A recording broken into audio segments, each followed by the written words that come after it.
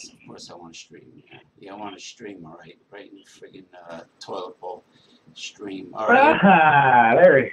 Okay, here we go. I'm streaming in my toilet bowl right now. Let me let Kyle Cap know. I just got something going here. Our chat, whoever wants to chat, could chat. You know. Welcome, viewers. Feel free to also comment after the show ends at any time. Yeah, right. Do WC Fields. Of course I love children. I love them deep fried. Get out of here, kid. You bother me. Get the hell away from me. Oh, bourbon. My flask. I was looking for that. All right, here we go. Mr. Fields. Okay. Oh, I'm sorry. I didn't know we were on the air. Greetings, everyone, and welcome to Progressive Discussions. I'm here with the one and only Dr. Remulak. And Dr. Remulak is all energetic and enthusiastic like I am, except I have to just, in life, sometimes a man's got to just like suck it up and get the job done and just do it. Even if you don't feel wonderful, I mean, people that do Broadway plays and everything, I don't mean the guys in spandex leotards prancing around. I mean like a nice Broadway play. You got to suck it up. You got to do it. People are paying money. In this case, people are not paying anything. But what are you going to do? I need the outlet to vent whatever's going on in my life. But anyway, 7 lucky bells for this week's Progressive Discussions. Okay. We got one person watching already. How about that? Let's see if they type anything. Okay, now I want to start off the show by talking about an issue that hits home. It has to do with the American healthcare system. Now, this past spring, I had a hernia procedure done at Holy Name Hospital in Teaneck by a general surgeon recommended to me by my primary, Dr. Ronald Rigolosi in Lodi. Excellent doctor. He's got all kinds of awards. He's got a great bedside manner. He jokes around with you. He's really got a great sense of humor, which is rare in American doctors, but he's a great guy. I call him Dr. Rigatoni because his name is Rigolosi. It reminds me of rigatoni pasta. So he says, "Oh, James, you're bad. You're bad." I says, "Well, you can make fun of my last name. It's Madonna, if you want." He says, "Oh, I don't make fun of anybody." I says, "Go ahead." They used to sing Lady Madonna to me in high school, children at your feet. I don't care. I say rigatoni, you say Madonna. Anyway, here you go. Holy Name. Visually, Dr. Remulak can't see it, but it's an invoice showing my responsibility of the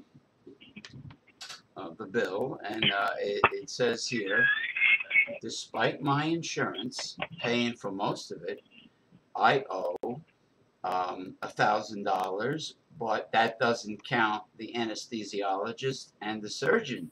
That only counts the wonderful accommodations I had as an outpatient person. I did not stay overnight, not one night. I did not stay overnight. I was in a room where I was scheduled for, I believe it was like around 11 a.m.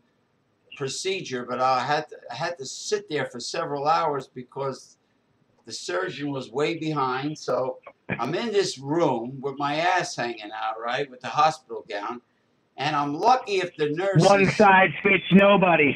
I was sunny side up. I'm sitting there waiting and waiting and waiting, and they put the drip on me. And naturally, when you get the drip, drip, you have to urinate off it.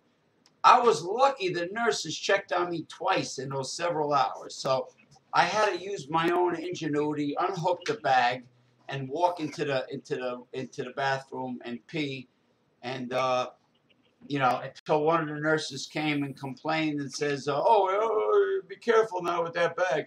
You know, I says, yeah, the bag that they get like it costs a few cents, and they bill for like $1,000 almost, or $800 for that one IV bag.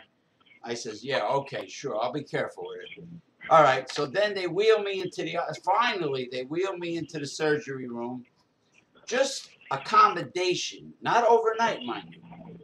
Guess what they ripped off the insurance company and Medicare for? A whopping, and I'm reading this, $20,000, $502.51. That's right, over 20 grand to sit in a room and be almost ignored. And you know, my time is worthless because, you know, their time is more valuable, so I get to sit there. And meanwhile, my surgery was supposed to be 11 a.m. and I'm getting it in the late afternoon, and I don't get to stay overnight, and nobody offers me anything to eat, no snacks, no. It was worse than you know what? It was just as bad as United Airlines when I flew to San Diego. So this is what they ripped off Medicare and United Healthcare Insurance Company for. And guess what? The insurance companies, including Medicare, they go ahead and pay it. I would say, are you, excuse me, Holy Name Hospital in Teaneck, are you out of your fucking mind? This gentleman did not even stay overnight, and you're billing for over 20, almost, yeah, well over 20 grand. Just to like take up space. You suck. You people truly are highway robbers. You're despicable. You should be ashamed of yourself. And that's what I have to say about, you know, the update of our healthcare system. Keep on ripping off the system, insurance companies. You're enablers. Medicare, you're enablers. You shouldn't be paying ridiculous amounts just to have somebody sit ass up in a little room. All right, so that's what I have to say about that topic. Well, let me explain why it's like that. All right, Doc. Because there are people in this country currently that pay nothing for their health care.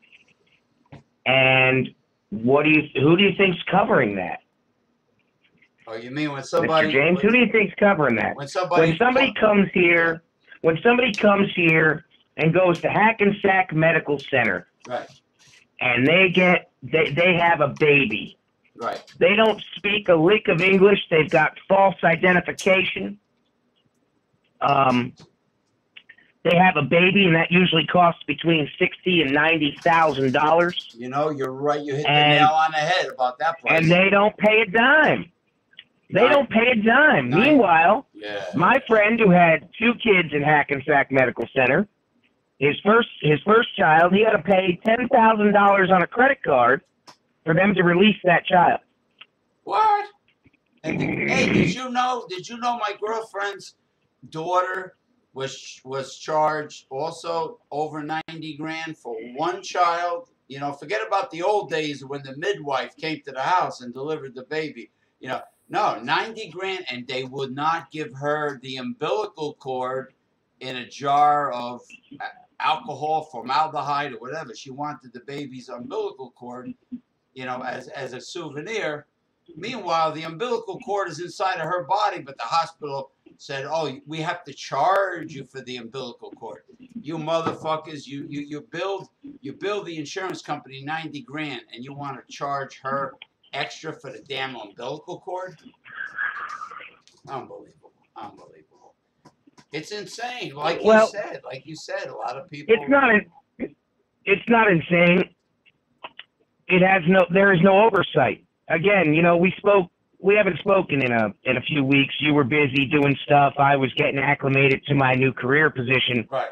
And I got to tell you, I'm in a position now where I think I can speak frankly on the problems with this country because I'm right at the base of it now. I'm in construction, and I got to tell you, the open door policy that these piece of crap politicians like your Governor Murphy here, who's definitely got some major screws loose. I think he's running close seconds to Jerry Brown in California. Anyway, this open door policy is not good. It's not good. I mean, I was behind a guy the other day on Route 46 eastbound, and he was in the fast lane doing 40. Doing 40? What the hell is he doing in the fast lane?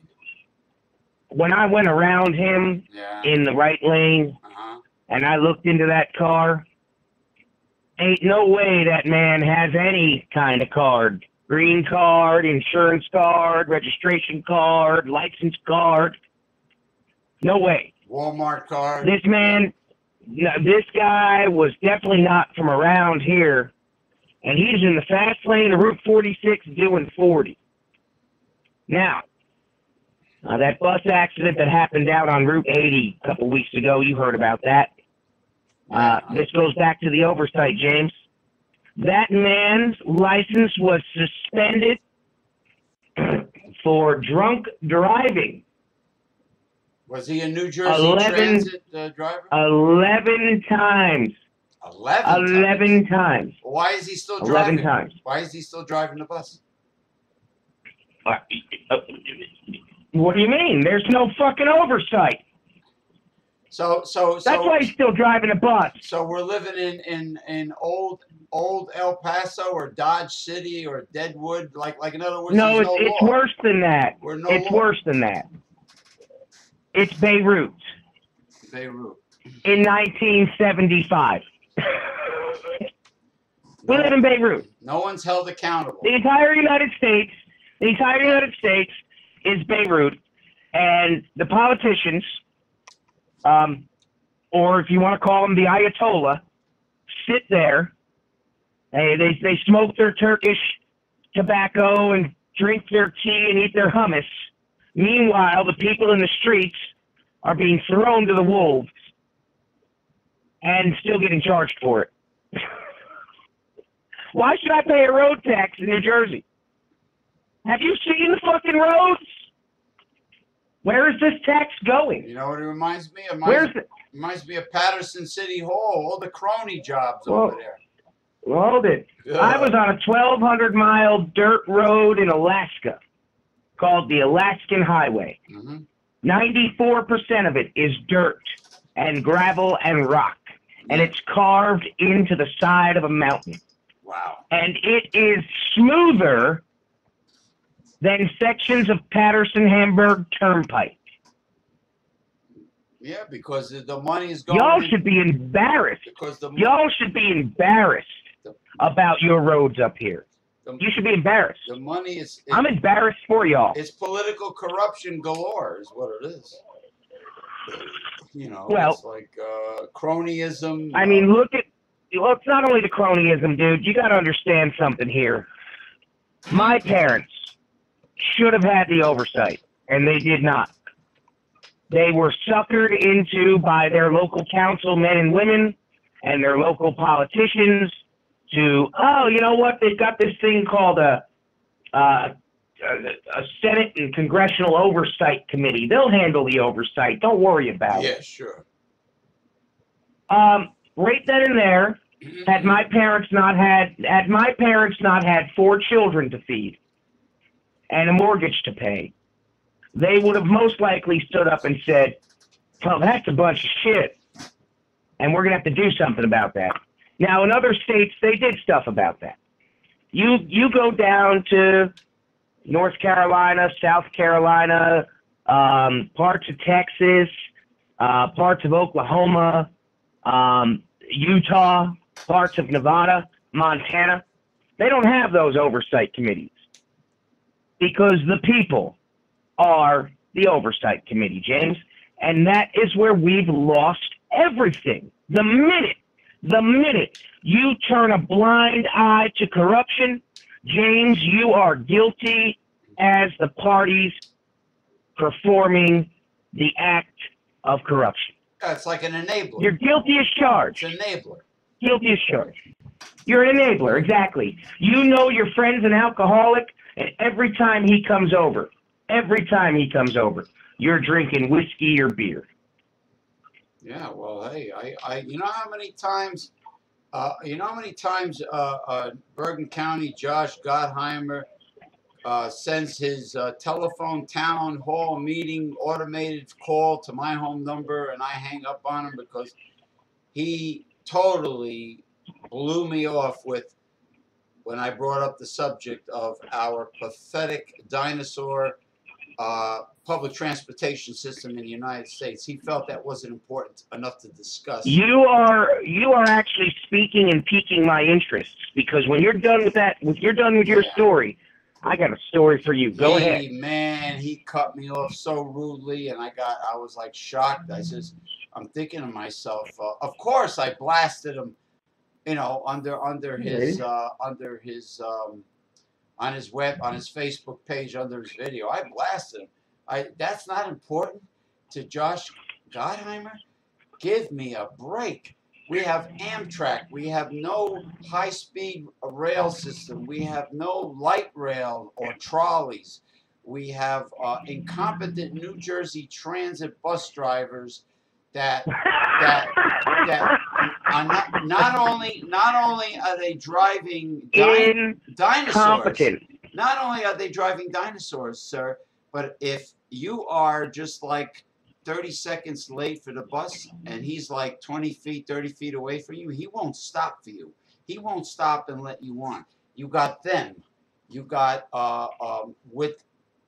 if you had a upgraded transportation system, you wouldn't have as many cars. You wouldn't have as much pollution. You wouldn't have as much traffic. Yada, yada, yada. Even mainland China. God damn it, Jim. God damn it. I got a neighbor of mine. He's my age. Awesome guy. Hardworking man. Yeah. And we have conversations on a weekly basis, and we were discussing, actually we've discussed it twice. I said a Jersey Shore rail system, a high-speed monorail system. There you go. One express south, one express north. The locals could be in the middle, and you could have 4 or 5 stops along the way down the Jersey Shore that would drop you to a smaller substation you could either get a cab, a bus, a trolley, even another train. So if you get dropped off at Long Beach Island, New Jersey, LBI, it could stop, and you want to go to Seaside, right, or somewhere else, take an Uber. Bang. Take an Uber. You know, whatever you want to do. All these your show is called Progressive Discussions, and I got to tell you, with today's climate and the lack of intelligence, we got a ton of people who are progressive, quote unquote, but they don't know how to have a discussion, James. We don't agree on everything. Well, most people don't. They misunderstand and misuse the word progressive. When I think of progressive, I think of Merriam-Webster's dictionary from the word progress, to move forward, to improve. That's right. To move forward. But what we're doing now is not improving. What I've found has been done is the media. It's not the media is reporting this nonsense instead of bringing up that all air traffic controllers back in 2012, a new policy was signed into effect. Mind you, that because it's the FAA, Federal Airline Association or Administration, it is to be overseen and changed by votes in the Congress and the Senate. And it was overruled and it was put into place. There is a geographical survey now. It asks where you're from. It asks if you have worked in the past 6 years. It doesn't ask for an explanation. So you could be a mass murderer who's on parole, because that's how dumb we've become as a society. Right. We're going to put our mass murderers back on the streets as part of prison reform. And I'm doing air quotes when I say that. Prison reform. And here we are. How do you know this guy isn't a serial killer? Well, what do you mean? Well, you asked him if he hasn't worked for the past 6 years, and he hasn't. When I get a job and I put down that I've missed 8 months of work, they want to know what the hell I was doing for 8 months if I wasn't collecting unemployment. Yeah. You don't have to be a citizen to be a United States air traffic controller employee. Right. They'll hire you if you're here unlawfully. And that goes for still can't get over. And that goes for how unfortunate the TDS really is. That goes for airport security. The Trump. Yeah. Oh yeah, we've hired crackerjack airport security people. You know how the TSA, holy Christmas. Listen. We are fucked. My girlfriend going back to San Diego was very rudely treated by this female, heavyset black female airport security individual at Newark Airport, because my girlfriend was not running fast enough and doing things fast enough for her. She called my girlfriend a bitch, which is real professional, by the way. And I had words with a guy in San Diego. This black guy was saying, walk through the metal detector. Now turn around and go back, and I want you to do it again. Obviously, you're not paying attention to what I'm saying. I said, whoa. Hey, I'm from New Jersey. You know, who do you think you're talking to, man? I said, I don't want to say too much, because then I would be late for I wouldn't catch my flight. I go, what do you mean? Walk back and forth, back and forth, back and forth. What am I, a Roomba vacuum robot? You know why you had to do that?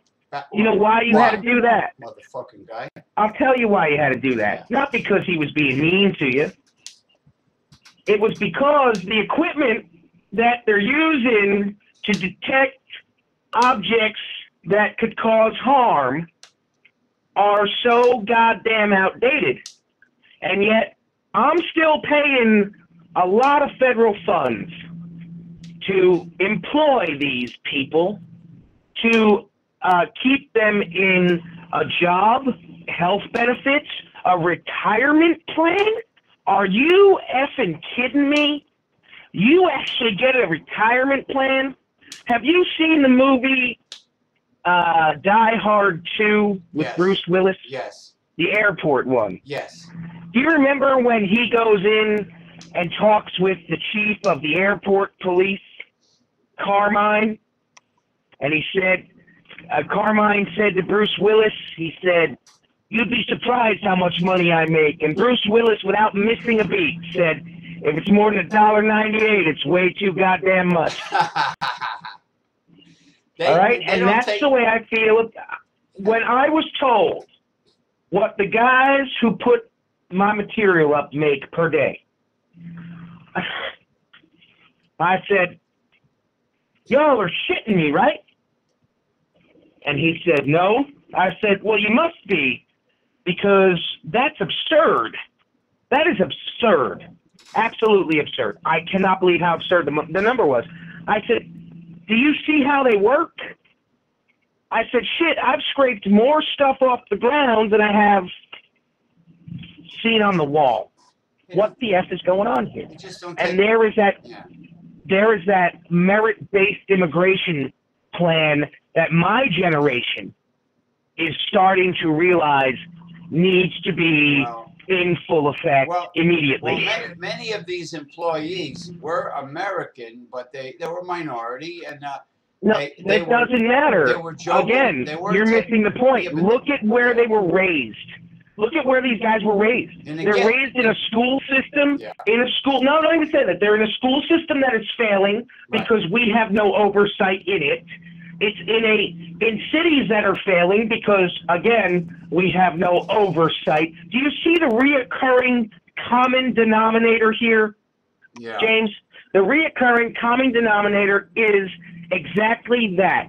We have, as the people who pay to keep this fucking boat, I don't know what it is anymore. I mean, we were aiming right for the iceberg. The pirate ship. For the last. Yeah. No, we were aiming right for the iceberg since the end of the Reagan administration till last year or 2 years ago, last year, and now they've turned the wheel back to the iceberg. Why are we so self-destructive? What is going on here? The standards are not there anymore, like they used to be. There's no standards. There's no, like you said. That's right. That's right. Nobody's held accountable for shit. You know, your friend. Yeah. Your friend, the mayor, de Blasio. By the way, the guy has the words. The mayor of New York, ladies and gentlemen listening, have the words. He has the words "duh" and "blah" in his name.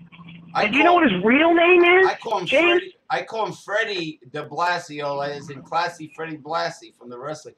No, what's his real name? His real last name is Wilhelm. German. Really? Well, Mr. de Blasio. Hardcore German. Mr. de Blasio shocked me because first he was gun-ho for real reform and change, and he was behind Bernie Sanders. Then, because his wife was for Hillary Clinton, he jumped ship and he went for Hillary Clinton, which proves to me his wife wears the pants in the family. And we know who his wife is, so, you know. Well, but what I was trying to get to was he just signed some sort of thing, a bill or whatever the hell it is, where they are lowering the standards of the test to get you into high-ranking schools because really? the results don't reflect equality. Oh. Well, let's look at why there's no equality. Okay. One, children having children. Two, no parental guidance at home except for yelling and mental abuse. Right. 3, broken families. 6 kids, all with different fathers, living under one roof, with no residual. Well, no, with no oversight from 2 parents. It's a grandma and mom, and mom's never home. And it doesn't matter where you live. It doesn't matter what color you are. It doesn't matter. I've seen families in the Midwest like this, and their kids turn out shitty. Let me tell you something. You need 2 parents in the home. I don't care what race or creed or color you are. You must have dual parental oversight. And high academic standards will only help the young minority people, not hurt them. That's high standards will make them better. High standards make you work toward a goal. In my position, the people we work for have high standards, and it took me 4 weeks to realize that. Listen, when you call an office of a company, do you want somebody going, die, die, die? No, you want a professional, intelligent human being on the end of the phone. It's that simple. When I called DMV in New Jersey to see about some stuff, the people on the phone are rude, obnoxious, uneducated, vile human beings. Oh, like Department Mind you that... Yeah, like Department of Social Services. Yeah, well, I mean, the Division of Motor Vehicles, I understand, in New Jersey is privately owned, so the money that you're paying only a percentage of that money is going to the government because they're only paying a certain percentage of taxes. Well, they should be even more trained if they're private sector. Wait a minute, they're not, because here's the deal. Because they get a subsidy to hire from these communities. Oh, it's in other words, it's politically correct neoliberalism. You're absolutely right. Hold on a second. I got somebody at my door. Give me a second, sir. Yes. I get a lot. Give me 1 second. I get a lot of solicitors by me. I know that. No, it's a neighbor. It's a neighbor. Oh, okay. Just give me 1 minute. I'm gonna mute you. You go ahead and talk. I'm bringing the phone with me. Okay. Well, I just want to say that I want to thank again profusely Mr. Maceman Rick Brown and Commodore Jeff Zambella for a very memorable time last weekend when he did the seminar in Lodi, New Jersey on Garibaldi Avenue at the New Breed Fitness Center. I had a wonderful time meeting Mr. Maceman Rick Brown for the first time, of course, and taking the video and spending some time with Jeff Zambella. And I want to thank Jeff Zambella for a wonderful time. The gentleman from Boston. He's a Christian. He's a conservative, but he's a fair conservative, and he lives in New Brunswick, Maritime Province, Canada. And I really don't know how he drove 16 hours in an ultra subcompact, but he did it. And I told him, "You're my hero for doing that," because I could never do it. But it was great. Mr. Dr. Remulak, are you back? I'm sorry about that. I'm sorry about that. No, it's okay. That little intrusion there. My neighbor had to give me a key. Sometimes I have an actual key for a door. Okay, sometimes I have to expedite the room too, and I ask you to keep on talking and keep the people busy. But getting back to standards. What was this? Academia. Well, real quick. Yeah. Real quick. What was that subcompact? He was that subcompact. I couldn't pronounce it. It was a. It looked. You know what? It looked like it was one of those South Korean companies. I honestly don't remember the name. It's not a household. It's not like saying Nissan Sentra. It was a super. It was like it looked like a roller coaster or bumper car at an amusement park. It was, in other words, he's a power lifter, and he could have easily pushed it over if he got mad enough, very, very quickly. All right. And you know, I don't know how the man did it, but because my lumbar area would be excruciating after like 3 hours driving that thing. But God bless him, and I told him how to get back up north without dealing with I-95 going through the Bronx. You know, after the GW Bridge, you have the Bronx. You have the, what is it, the Cross Bronx Expressway with the mergers and the insanity. Oh, yeah. I told him to take and the BQE. That's better right. Better quickly exit. I told better him, quickly exit because you're going to be sitting here for a while. That's right. And I told him to take Route 80 west to Route 287 north to the the Tappan Zee Bridge. And because he was looking for Route 15. I guess it's either in Westchester County or Connecticut. He was looking for a Route 15 because he wanted a trouble-free way to get up north, and it worked. And he told me he never was under so much stress like he was when he went through the Bronx right before the GW Bridge on I-95. Too many mergers, he said. That was primarily. Wait a minute. You're telling me that he has never gone through that much stress in his life? He said that's every day. That's every day. He's not used to the driving in our parts. They don't cut you off and tailgate you up in New England and in Canada like we do, like they do down by us. You mean they have standards? Yeah, courtesy, as Curly said on the state. They have courtesy. I mean courtesy on the road. Yes, you know, like respect the other drivers and all that stuff. And you know, tailgating somebody does not make the traffic go faster, or heaven forbid you're like a few minutes late to your destination. You know, that you gotta like drive up somebody's every day. Up their ass. You gotta drive up their ass. Oh, you're really making things move fast by driving up somebody's tailpipe. Oh, but getting back to standards, a couple of my mom's caregivers, one in the past, one was Dominican, the other one's black. Their husbands had one thing in common. These men had children with other women, several children, and they did not pay their child support. They pretty much got they were pollinators. They got a lot of women pregnant, and they couldn't pay the child support. Pollinators. Pollinators. Yeah, they were drones. Oh, y'all, the pollinator. Isn't that what the drone bee does all the time? Just mates with the queen, I think. Yeah, he's a pollinator. He's a pollinator. And then when he dies, he dies. Right, and the worker bees are female. They have the stinger. The drones don't have a stinger. They just have a pecker of some sorts. You know, I guess it was their job. It was meant to be that they did that for a living. So no pun intended.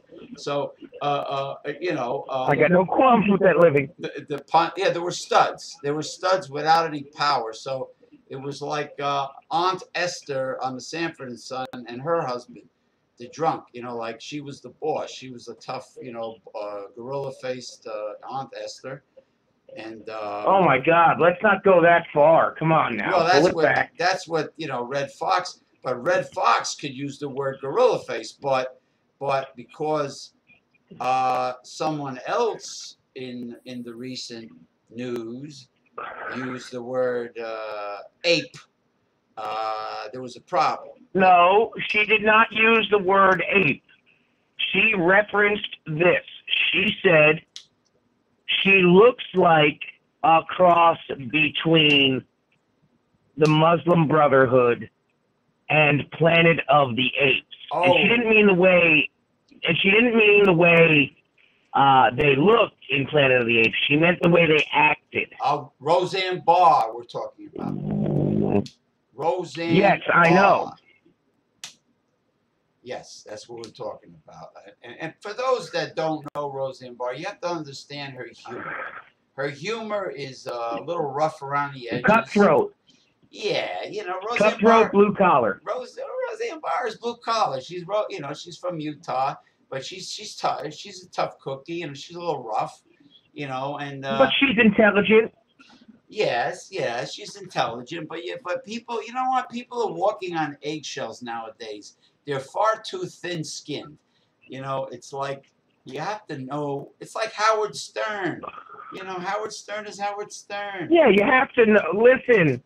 You have to know if you're going to listen to Artie, if you're going to listen to Howard Stern and Robin when Jackie was there, and then when Artie was there, and even now. Yeah. And if you're going to listen to people like Anthony Cumia, you've got to have an understanding of dark humor and facts. Oh yeah.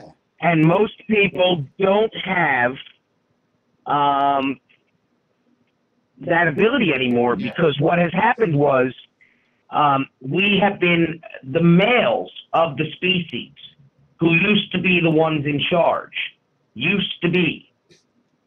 now have been cuckolded.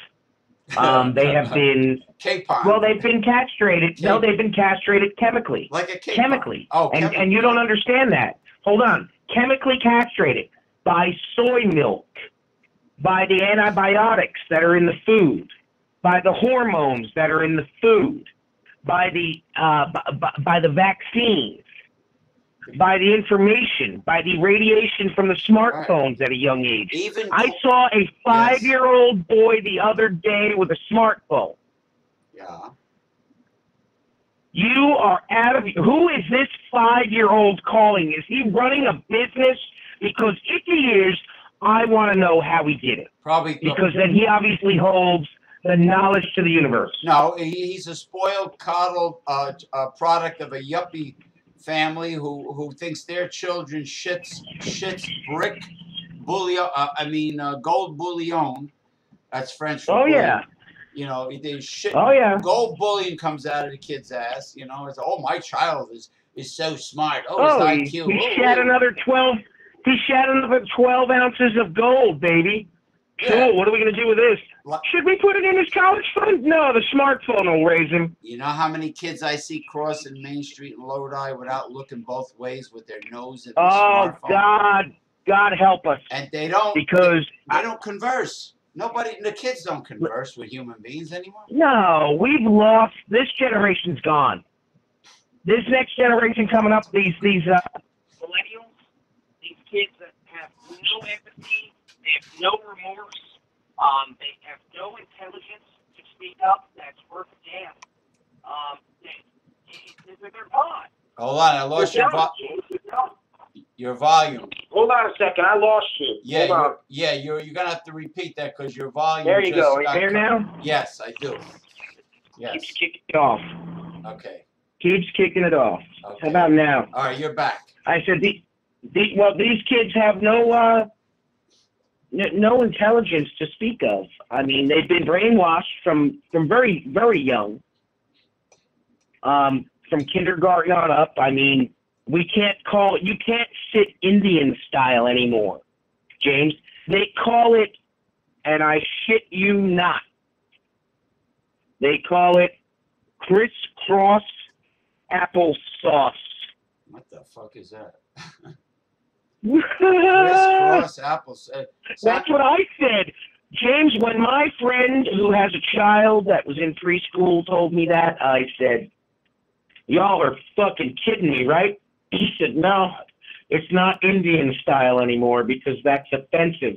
Oh, so, I said, my God. Like the Cleveland Indians had to take that smiling, what are the guys out west used to say Injun? They used to use the word Injun in the westerns. The Cleveland Indians put a dopey looking letter C on their hat and they took the Indian off. I like that Indian. He was smiling and he was positive looking. You know, like the Baltimore. You see what I'm saying? Yeah, I hear you. You see, now in Baltimore, the Orioles. Currently, in Baltimore, they've passed a law that if your child feels it's a girl and it's not, or it's a boy and it's not, the city of Baltimore, the Child Protective Services in Baltimore, right. If one of your parents don't agree with your transition, oh, really? They will take you away from your family. Well, I got news for you. The parents are supposed to be the alpha. They're supposed to be the role models for these children. Again, this all falls back on the oversight. This has been buried in the back page for decades. It's been staring you in the face, blatantly in the face, and everyone else.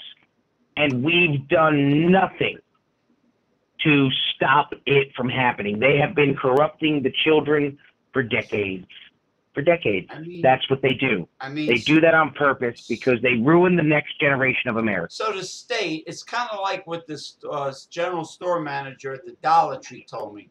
They cannot manage because the main office controls everything, even the air conditioning, everything in the store, the lighting. I said, well, what do you manage? He says, I just manage the schedule of the employees, the scheduling. I go, that's it. He's a scheduler.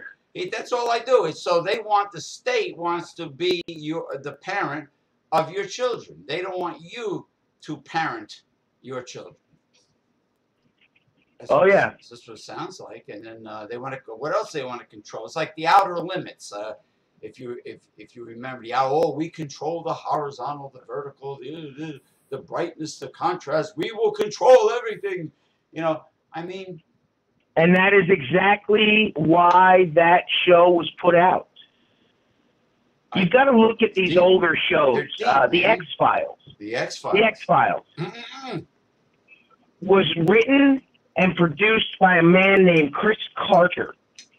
Chris Carter worked for the CIA. Oh, wow. Really? Shit. And that's why he kept himself in the public eye. I love that show. I love that. Well, he made another show. You probably never even watched it. Do you remember the 3 computer hackers that Mulder would go see all the time? The guy with long hair and glasses, the guy with the beard and glasses. Oh, yeah. Well, they were in a spin-off show called The Lone Gunman. I never saw that one. Well, you're on YouTube. You've got a channel. We're live streaming. You should probably look this up when you're done. The Lone Gunman, episode 1 from season 1, the pilot episode, was the exact plot of 9/11. And it aired the 21st day of March, 2001, just shy of 6 months prior to the incident happening. And no one finds that amazing at all.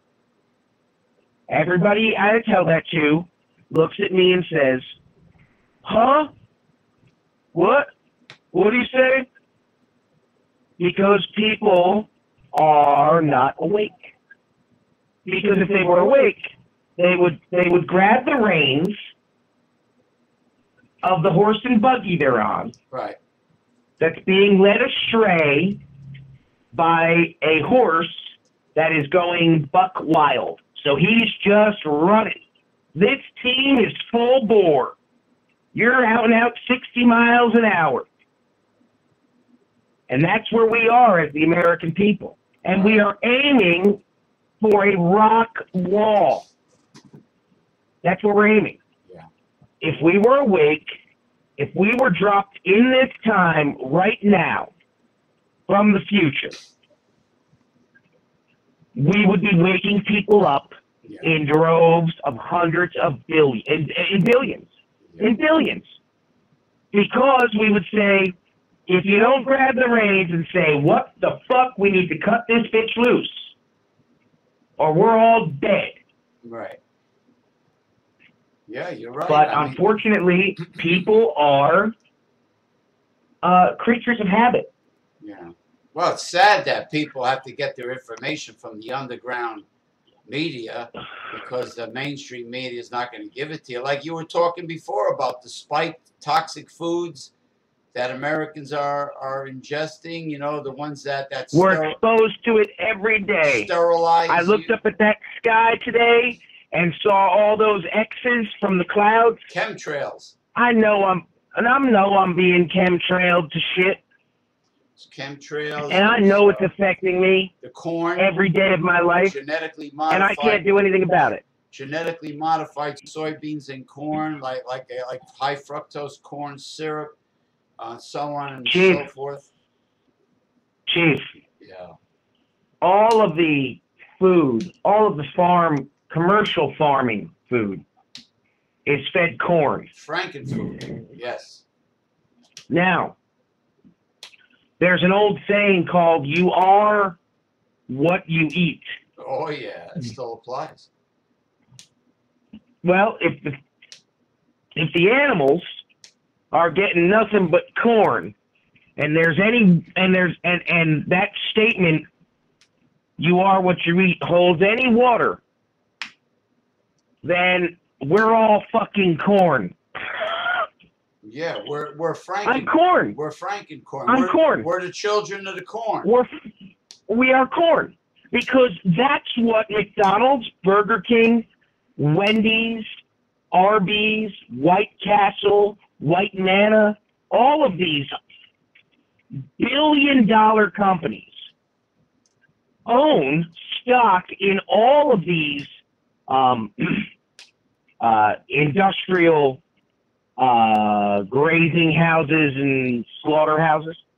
And I got news for you. Do you think they're going to spend a shitload of money to feed their animals when we're going to turn their product into shit, literally? Yeah. I understand. No, they're not gonna feed them anything but corn. Now, for those shoppers out there that do not know how to read labels, I do not trust a food that only has the label or the seal that says USDA certified. If there is no private, popular, well-established certification label from a private organization that really inspects the food for being certified organic, and it only says wait a minute. USDA only, that's like just as bogus as FDA. There are, and this is what I can't stand about Americans. I'm an American. I was born and raised here, and my fellow Americans are making me look fucking stupid. And I don't like it. Ladies and gentlemen, I do not like you making me look stupid. Here's the deal. Right. Read. Do your research. I've read about Tyson's hatcheries, and his motto was, when better chickens are hatched, we will hatch them. That company has been family owned since day one. Tyson, okay. And they produce a lot of chicken. And I got news for you, it's good chicken. Well, you know what, Frank? The other one is Purdue. You know what Jim If Purdue? you want a really quality chicken breast, Purdue. Well, you know what Jim Purdue does? He doesn't give antibiotics to his chickens anymore. He gives them wild oregano oil. That's it. Yep. They put oregano in their water because it's antibiotic.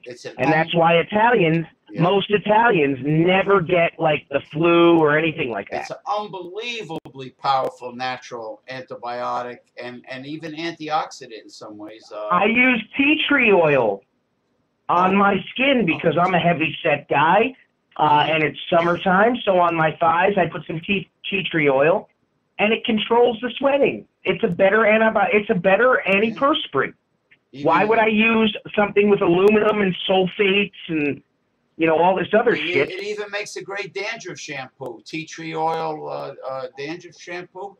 It's fantastic. Oh yeah, you add a little bit of that, your scalp feels alive because this is what we were built to ingest. This is what we were built to have. A friend of mine sent me a jar from South Carolina.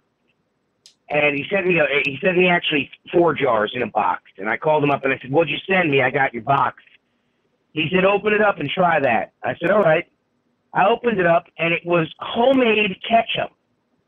Really? From his tomato garden. Oh wow. And I tried it on a hamburger, and I gotta tell you something.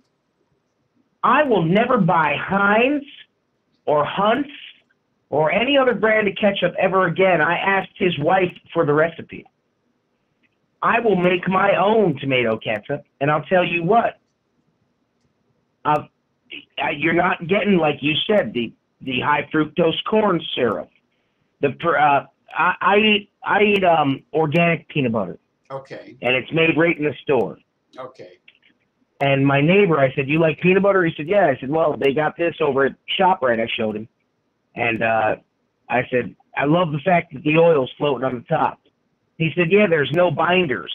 You stir it up. I said, "Yeah, there's no agent. Well, there's no agents that bind the oil to the product." Right. So when you consume the stuff that has the binders in it, and it's really good and it's sweet and it tastes great, remember where those binders are now at. They're in your intestines. And now that stuff that's in your body is going to stick in your body. Yeah. For days. Well, you mean like Jiffy and Peter Pan with the corn syrup and all the binders and blah blah blah. Yeah.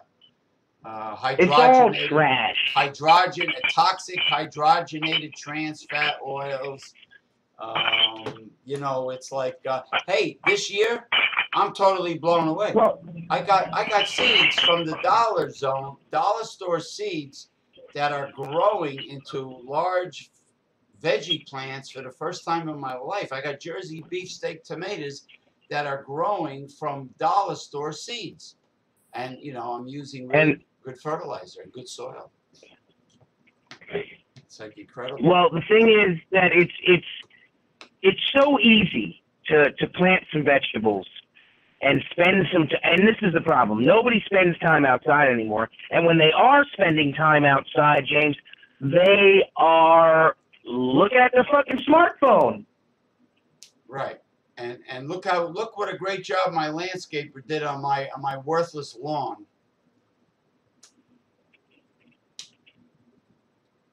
I mean, we've got issues in this country, and we're all afraid to face them. That we're making new issues to bury the old issues that we haven't fixed yet. Well, growing organic food on a small scale, if you want to call it urban gardening or victory gardening, it should be a school curriculum from day one into college, from grammar school, high school, and college. I know we talked about this before.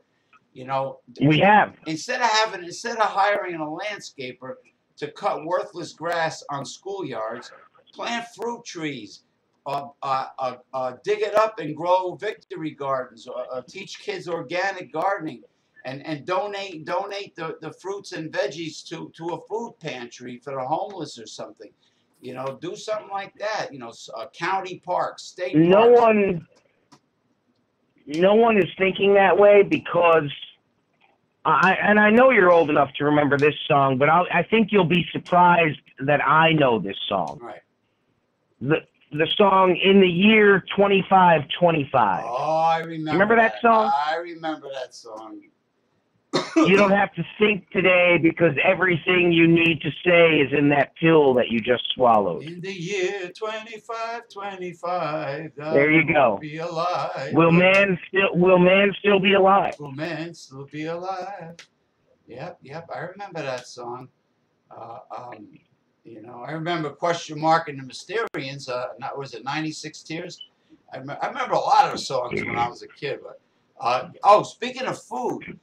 Besides the teaching kids how to grow organic food, I wanted to mention on the show that we couldn't do one time that of course you know Ovaltine. Ovaltine. Everybody knows Ovaltine. I'm shopping in Asia. Be sure to drink your Ovaltine. Yeah, right. But wait until you son of a bitch. Wait until you see what I stumbled on. I'm shopping in the Asian market, right? I see Ovaltine. Okay. I see Ovaltine with a different label.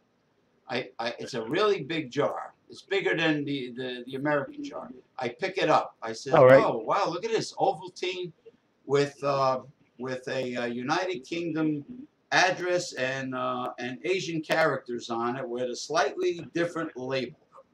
So I'm reading it. I go, what? First ingredient, malted barley extract. And then it had cocoa powder, whey protein, vitamins and minerals, but there was no added sugar in the Ovaltine that was made for Europe and Asian countries. Now, when I was in the American store shopping... Why did you not buy that? I did. I would have bought that. You did? Well, take a picture of it and send it to me. It tasted unbelievably great. And then I read the label of the Ovaltine made for the United States, for the American supermarkets, and sugar, corn syrup, syrup, cocoa powder. It was at the top of the list. And then I thought, wait a minute, maybe that information is true about Coca-Cola sold in other countries has one fraction of the sugar in it than the one sold in the U.S. So are they trying to get Americans addicted to refined carbohydrates and white sugar? America doesn't realize that they're drinking their coffee wrong. I've been all over the country, as much as I could have been, and I'll tell you what. In the places that I've been, the people are the healthiest. I was in a diner in South Carolina. Right. And I asked for sugar for my coffee. Mm-hmm. And she put a bowl out. It was brown sugar. Oh. And I said, okay. I didn't say anything. I'm not going to insult anyone. This is what they offered the guest. I'll use it. And I put it in my coffee. Half a teaspoon. Right. And I'll tell you what. I've never had better coffee. Well, you know, never had better coffee. You know what they use in Latin America? They use something called panela, which is natural sugar cane juice evaporated into a powder. It is loaded with minerals and B vitamins. Yep. It is like blackstrap molasses, and this is what they use. And I found it at the blackstrap at the Dollar Tree. I bought like several bottles, and I've been using it in my organic hot cereal, in oatmeal, steel cut oatmeal. Let me tell you something. It is so much better in flavor than white cane sugar. It tastes like what it's supposed to taste like. Right. And what people don't realize is every minute of every day, you're being bombarded with electrical frequencies. Right. The human body, and this is thanks to my best friend. He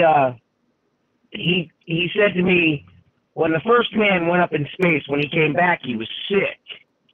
I said, really? He said, yeah. He said, which way do you sleep, considering you live in a trailer? Uh-huh.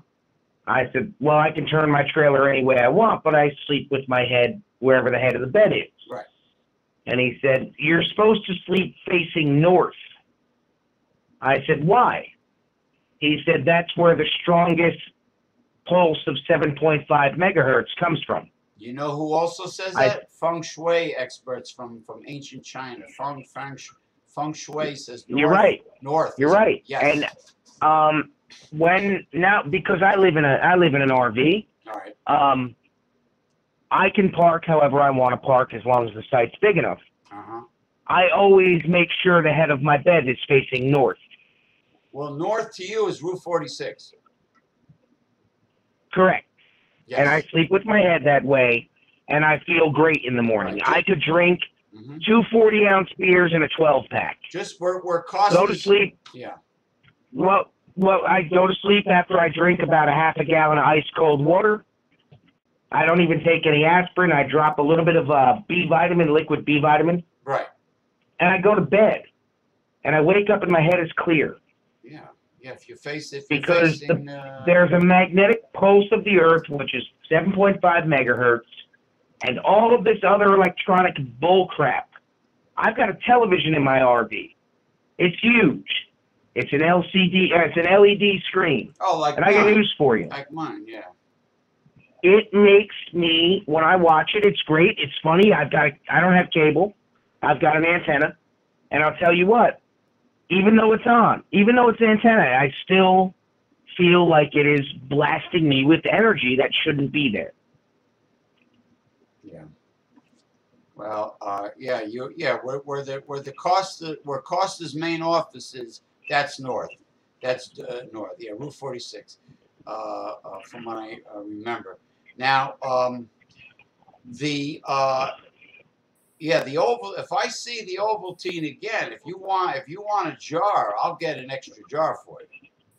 Yeah, get me a couple, because if it's got whey and all those vitamins and minerals, I mean, I like Ovaltine. But if there's a better version made for a foreign country, and it's better than us. Yeah, this was old-fashioned malted extract, like the kind, if you were like seeing a vaudeville show back in the day, getting a malted milkshake, and they put real malted in it. It's like, I swear the first ingredient was a barley malt extract, is what, no added sugar. I couldn't believe it. That's natural. That is natural barley. I mean, that's.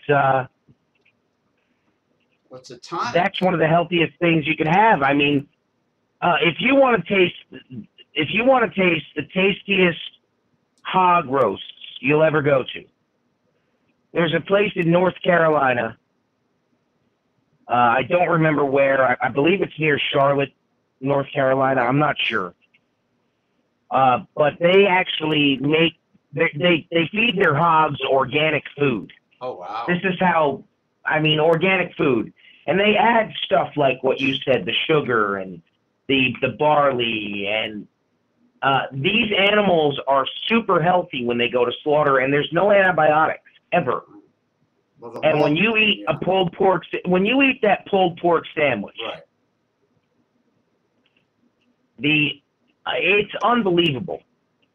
I mean, the ribs are unbelievable. These animals are healthy. They're not all packed in these small pens being fed 6 times a day. Their poop is getting scooped away and not used for anything but feces and waste. I mean, you're talking about animals that should be allowed to roam around on my property. And you know what? If I own chickens and I put a big net over my whole backyard, right. Why should you care if I have chickens in my backyard in a residential area? Well, why the hell would you care? Well, chickens. Oh, by the way, farm-raised shrimp in South Asia, I read an article. They're fed pig feces. How lovely that thought is. But anyway, chickens are wonderful creatures that could adapt to any environment in any part of the world. And a free-range chicken that is allowed to eat a variety of food and whatever it can get its little beak on, or big beak, that is the healthiest, best-tasting eggs and meat in a chicken. A free range. There's a farm in Hawthorne, and I got eggs from there last week, and I got to tell you something. Those eggs were the best tasting eggs. I mean, I'll crack one of those on a hot skillet and move it from the heat and just let it sit with a cover over it. Okay. And it cooks perfectly by itself with no flame under it. Set that on top of some corned beef hash. I mean, God damn it. And I bet the yolk is a real pretty color too. I had one that had an orange yolk. It was actually like neon orange. We're not yoking around. And it was we're an eggs. No, we're not yoking around at all about eggs. Eggs are eggs are a staple. I mean, every day. And that I have at least one egg. And that corned beef hash at Aldi's is very reasonably priced, by the way. It's reasonably priced. And you know what? I have jars with a vacuum sealer because I've got no life at all. I got to be honest with you. I've traveled, but I don't have a life. And you know, I vacuum seal what I don't use. I don't use a whole can. I'll put 3-4 tablespoons into the pan, let that cook nice and crispy, and then put that egg on top after it's cooked. Break that yolk. You don't even need ketchup. But I'll tell you what, I vacuum seal everything when I'm done with it, and that's how you keep. I mean, I live on very little money for food. I drink a lot of water in my job. I take my vitamins, my liquid vitamin D, my liquid vitamin B. I take nascent iodine every day. I take magnesium liquid every day. And I'll tell you what, my job, there's a lot of physical movement involved. And at the end of the day, when I get home, I can stay up and, I mean, I stay up till 11, 12 o'clock. And I wake up and go to work on time. And so there's no excuse for a sedentary lifestyle. I mean, when you're home just hanging out, all right, fine. But if you're sitting home more than 15 hours a day, 18 hours a day, if you're sitting home more than 18 hours a day, you're not working. Yeah. I don't care.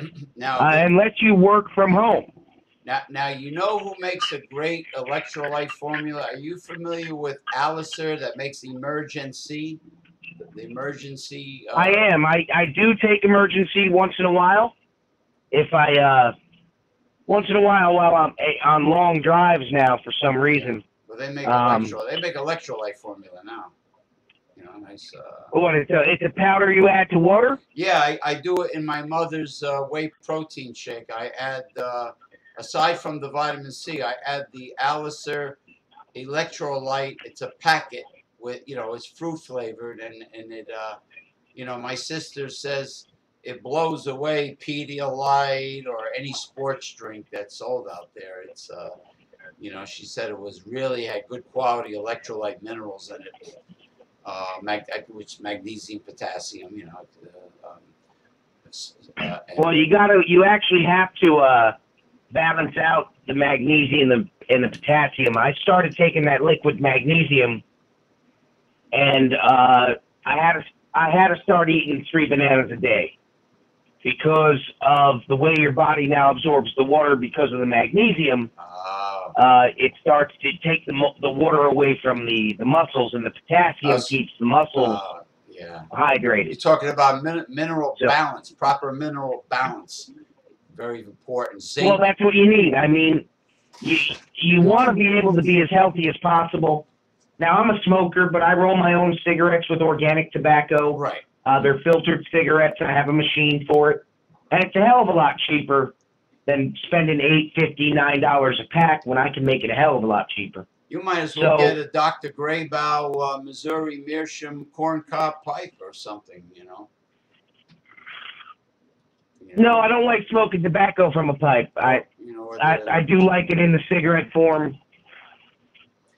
I was looking. I was reading the Smoky Mountain Knife Works catalog, and they had replicas of Indian, Native American peace pipe, but it says not for smoking, just for ornament. Like, what the hell good is that? I'm thinking to myself, you can't even smoke this Indian pipe. Well, but therein lies the PC liberal neoliberal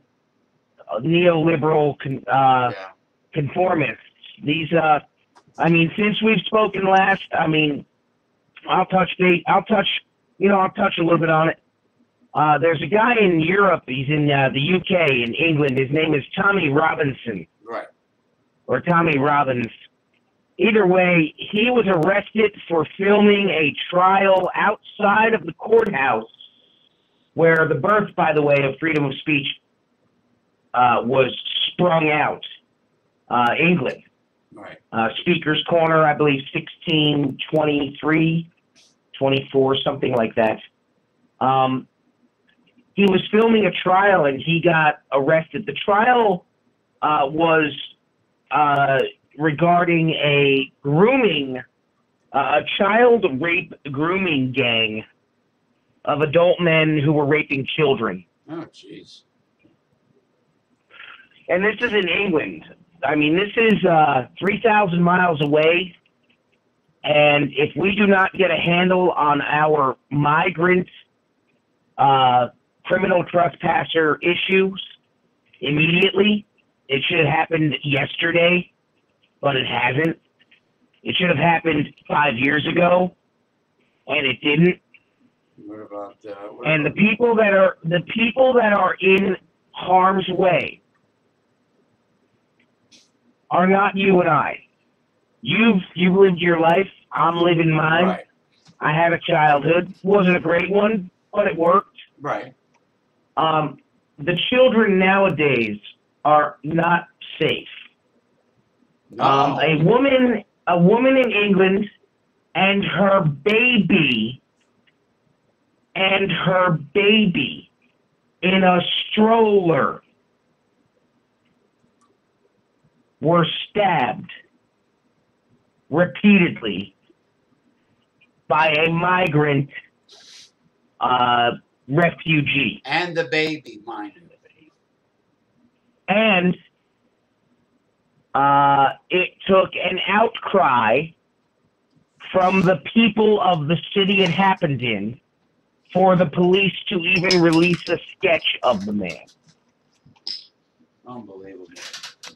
James, what does that tell you about what is going to happen here? Mark my words. All the people watching and listening, mark my words. It sounds like Mad Max Beyond Thunderdome. Give it 5 years without any control or oversight. 1984. Was in New York City will be London, England. There will be familiar rape gangs. What about the pedophile There will be ring? terrorism. Well, that's what I mean. The familiar rape gangs that are present in a lot of these communities This would be an uncle, a brother, a father, a cousin, a son, all going out and finding these girls who are not dressed in full Islamic garb, and they rape them. Because there is no rape word or definition in the language of Arabic. Well, I was referring to the kidnapping of minor children and having them sold into sex slavery. Do you know why human trafficking? The Democratic Party and the progressive, ultra-liberal, socialist left wants to continue bringing in undocumented criminal trespassers? Do you know why? They're trying they're trying to appease for votes, pandering for votes. They're not pandering anything. Most of these people that are coming here have underage children. And when they get here, that is something over their head. Well, if you don't do this, we're going to put your kid with these people. And they love little kids. Oh, I see. It's feeding into that satanic cult. You're right. International pedophile ring. Oh. Well, look at perverted Hollywood. No, look at NAMBLA. Oh God! Remember NAMBLA? Yeah, the man boy. You remember NAMBLA? Yeah, man. Yeah, North American Man Boy Love Association or something. Yeah, it was. Yeah, they South Park made a joke about that. I think once. What party? Oh my God! What political party was the man who founded NAMBLA affiliated with? He must have been a neoliberal.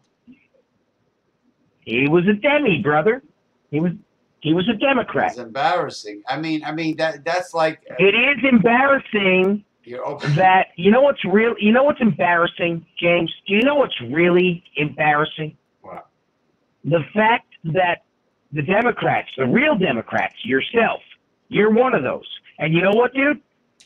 I would stand up and take a bullet for you because I'm an American citizen who believes in the rights of all people who are legally in the United States to have our views and rights, and please let us have a debate about it. If you mess with a minor, it's a crime. That's how I feel. If you mess with a minor, a child, an underage child, it's a crime. And rape is assault. It's assault, and it's a crime also. And, and I believe that no one is above the law. Regardless what political party they're affiliated with. If you're guilty and you get caught and you get tried, you're guilty. You should be brought to justice. And it's as plain and simple as that. I mean, you have said a plethora of wealth there, because the information that needs to be out there is this. We have to expose people for what they are. I need to know about you because you are my neighbor. And I need to know that if anything or any shit goes down, you'll stand with me because we all live on this street. Well, doing the right thing is my first priority. And if you're a Republican and I'm not, it doesn't matter, because if you're at a town hall meeting, Dr. Remulak, and you get up and you present your case and you have facts to provide, then everyone should listen and respect your case and take it into account. It's not. You're speaking of the basis of civilization. Yes. That's what we are based on. Intelligent conversation. Not screaming and yelling at. There was a guy who did he was doing some sort of question and answer presentation at a college, and they had to move it to a hockey stadium or a hockey rink. Okay. And then, of course, BLM and a bunch of protesters showed up, and You know, he was speaking facts, and he's a gay man who's married to his husband. Right. And these folks, the LGBT, the transgenders, the African Americans, everything you're saying is hate speech, and he was just stating facts. The fact is that there's between 73 and 85% of African American homes in the United States are fatherless. The fact is that it takes two parents to raise a child. It takes two parents to raise many children.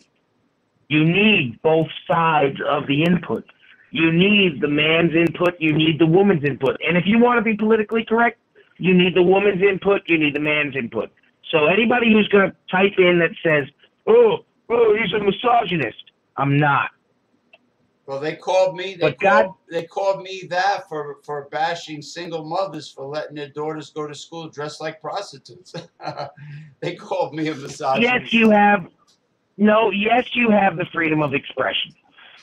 If you want to go down the street in a bathing suit, a two-piece, right, and you're 600 pounds, you have the right to. If you want to go down the street in a two-piece and you are perfect, I mean, your body's a 10, right, more than a 10, more power to you.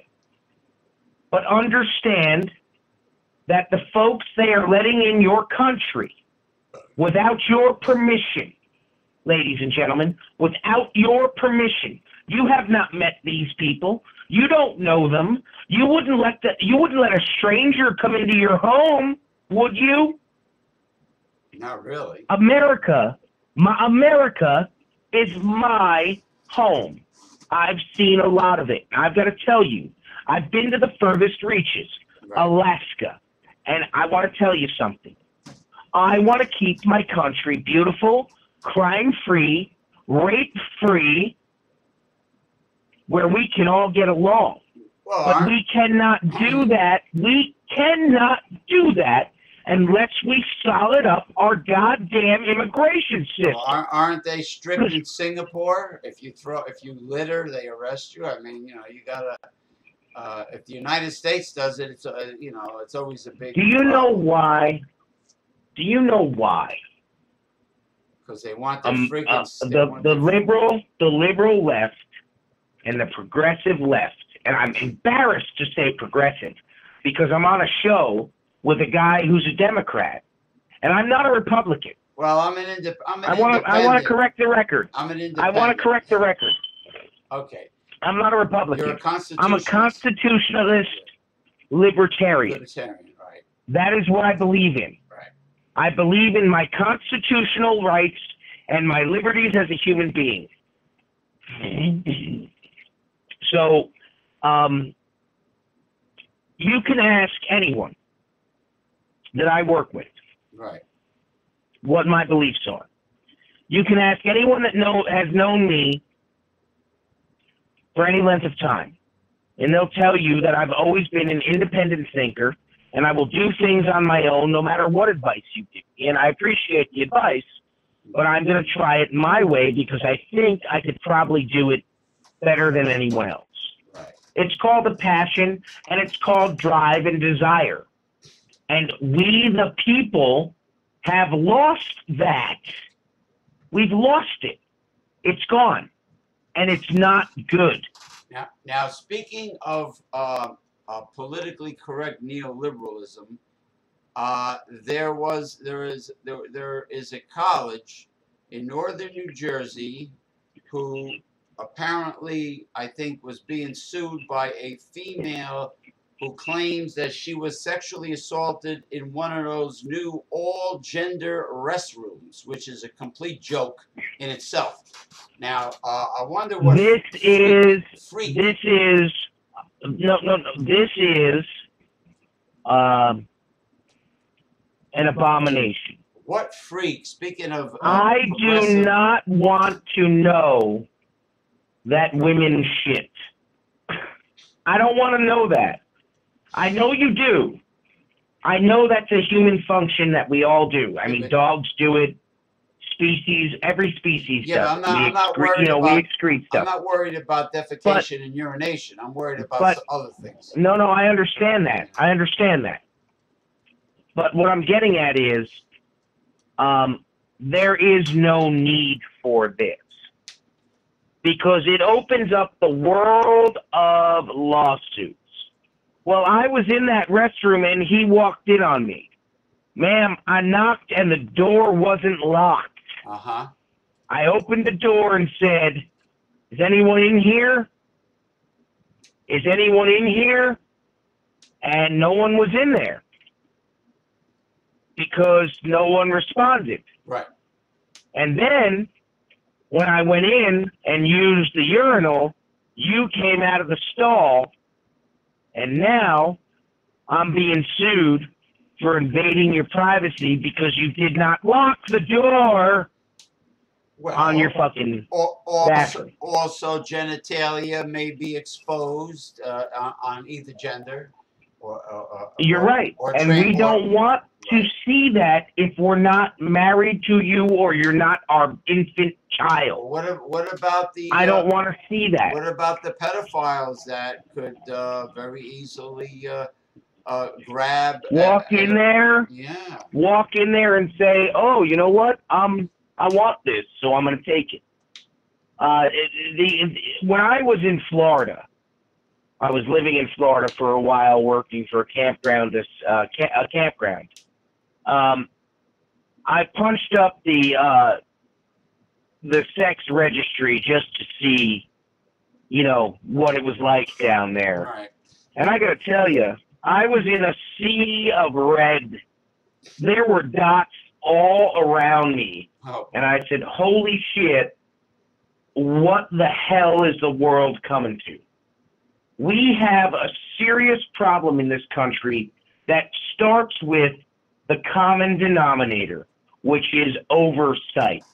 We need to have the control over the people making the policies that become bills that then become law.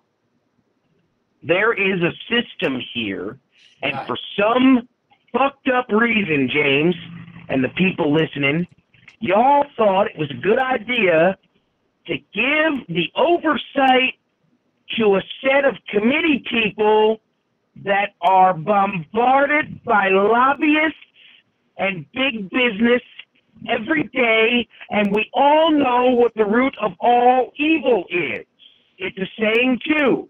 Money is the root of all evil. Well, you're not obligated as a politician to meet with any lobbyist, Jesse Ventura said. I think he was right. Yeah, but Jesse Ventura had a moral compass and a soul.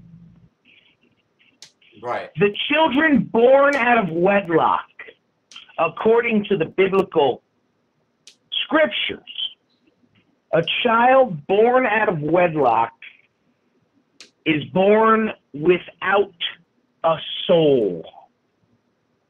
So how can you have a moral compass when you have a group of zombies walking around? Yeah, but and that's what you've got. That sounds a little 2 years ago. If you're already born, how could you like not have a soul? If you're already born. Well, it's like it's in the scriptures, and if you look around, most of these kids born out of wedlock, they're bound for trouble, sir. Well, they're products. They're products bound for the lake of fire. They're products because they did not have. They didn't have two parents. Yeah.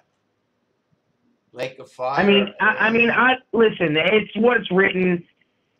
Do I necessarily believe that? No. But, I mean, that's what it says, and, okay, fine, let's move past that. What about I'm not going to let that end. I'm not going to let that end the conversation. And the unclean foods. Did the death of Jesus remove all those unclean foods, or do they still apply in Leviticus? The book of, I would assume that the Bible is open to interpretation. Yeah, I know listen, I pray every day. I pray that I'm going to wake up the next day, and I pray that I'm, not going to have a bad day. And I don't know if it's just out of comfort or if I'm actually talking to somebody, but it doesn't really matter because it's what you believe in your heart. Because you know damn well that the reality is a sinful human nature is 9 times out of 10 not going to wait for marriage before they get laid. So there's a good chance. Well, and I'm not talking about just getting laid. I'm talking about being smart when you do it. I've got gay friends that have died from AIDS because they didn't have a condom. Right. So if somebody can die from AIDS because they didn't have a fucking 28-cent piece of latex, right? Then, why don't we, instead of having, these billboards that say HIV destroys lives, get tested today and save hundreds of people. Instead of having that, hey, if you're gonna fuck and you're underage and not married, wear a condom so you don't make a baby. There you go. And you know what? That's what I mean. No, you know what? We can put underneath it, paid for by the taxpayers and proudly, and they're proud of it. Yeah, because I had somebody tell me the other day that the condoms take away sensitivity when he has sex. He doesn't care for them much. I says, well, well, then get your balls clipped if you're gonna just be a fucking gigolo. I says, if you just want to go and fuck, clip your nuts, or take a pill. Or have a vasectomy. And when you stop taking that pill, you'll get your nuts back. Have a vasectomy, or if the girl doesn't have an IUD, get a vasectomy, and and do it that way. But I'm just saying, the kids that are born outside of marriage, that's always been around. I mean, unfortunately, it's always been around. But here's the problem: since 1964. Since 1964, we've now been subsidizing this mess. Oh, and you want fair taxes. Yes. You said you want fair taxes. Yes, you want the elite. You want the elite to pay their fair share. Yes. If I do not verbatim you. Yes, verbatim. Well, here's the deal, pal. You know why the elite don't pay their fair share? Because they. Do you know why? They can get away with it. Wrong. Because they know. They know.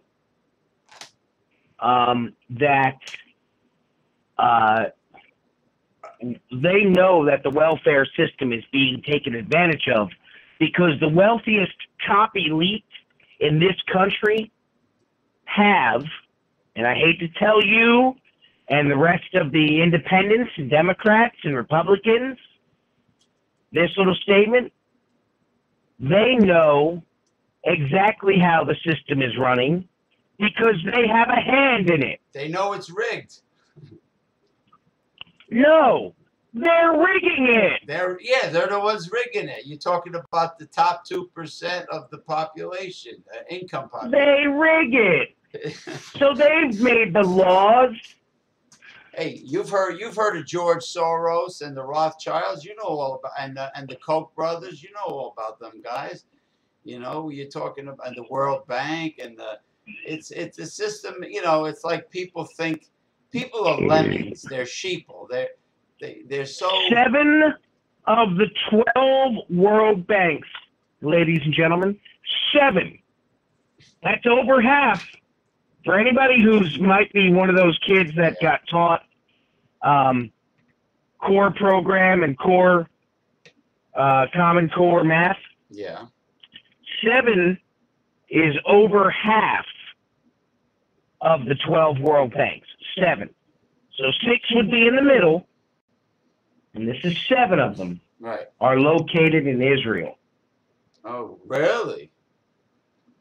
Oh my gosh. You were You were unaware of that? I'm really surprised.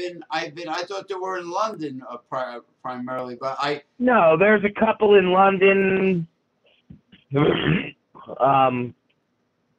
But people don't want to hear the facts. I have a neighbor who's retired. Awesome guy. Right. Very smart electronically. Ham radio operating. Okay. And he'll bring up politics to me. Oh, jeez. James, I have to warn you, I have a high IQ, and I'm self-educated. No, I believe you. The last IQ test I took was somewhere around 230-ish. But did you know that most NWO secret society banners have the word Zionist in the banner, and more than once? Yeah, but you have to put the letters in order. It's a jumble. They do that on purpose. Every time I see an advertisement for something I would never buy, if you put the words together fast enough, you can find the word Zionist, like the Sunsetter commercial. Right. If you break down the numbers, there's a Z in the phone number, and then you can spell out Zionist with the rest of the letters. Now remember when Alex Jones was investigating the Bohemian Grove? Remember those episodes? That was fascinating. Oh yeah, and then George Bush said this. I think all those people that go to that might like to masturbate to trees. Trees? No, they masturbate. They worship pagan gods up there, and satanic cults in the United States. They worship Satan. There's a satanic and cult. Every one of those people. Here's the news flash. Every one of those people that would attend something like that. I don't care if you've been involved with or you don't have any thoughts of pedophilia. You are guilty by association because we know what goes on there. Yeah. We know. We, the people, know what goes on there. Hey, didn't they erect a statue? And we will not allow this to continue to happen. Now, didn't they erect if there needs to, No. If there needs to be a revolution, that's what needs to happen. Right. People need to stand up. Doesn't matter what color you are. Doesn't matter what creed. You ask anybody who's a liberal about the Second Amendment, and they'll say, repeal it. Take it away. And yet, that person, I guarantee 1 out of 30 would be able to rattle off your constitutional rights to you. Does anybody know what the 13th and 14th Amendment are? I bet you no one knows that. Do you know that, James? No, I don't have them memorized. All right. That is the right for the free slave to keep and bear arms.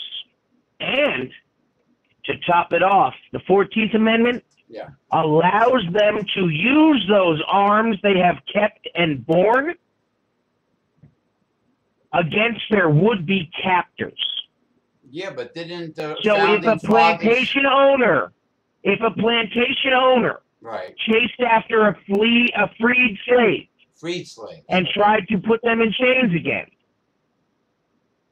that slave, that former slave, that freed American, thanks to 350,000 Republican Union Army troops, could take that weapon he had and fire at that captor. Well, yeah. At that time, I mean, the founding fathers still had slavery, even though the British outlawed it. Yeah, but yeah, you know, okay. But progressive thought fixed that problem. Do you see? Well, my friend. That's when Congress spoke to each other.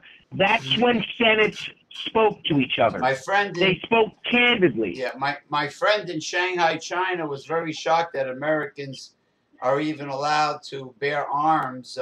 They said, "Oh, it must be very dangerous to live in the United States. I mean, you guys are allowed to bear arms.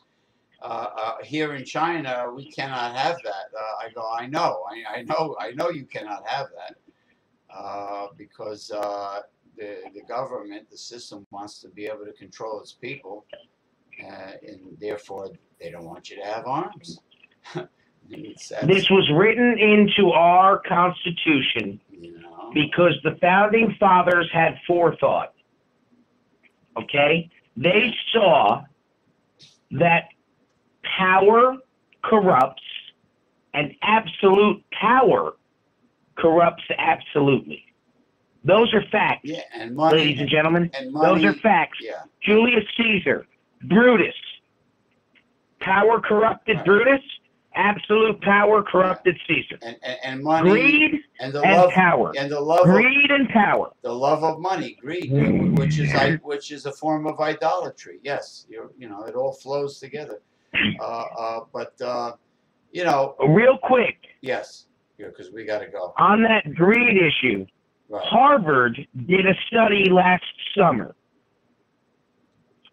They studied greedy people's brains and alcoholics and addicts.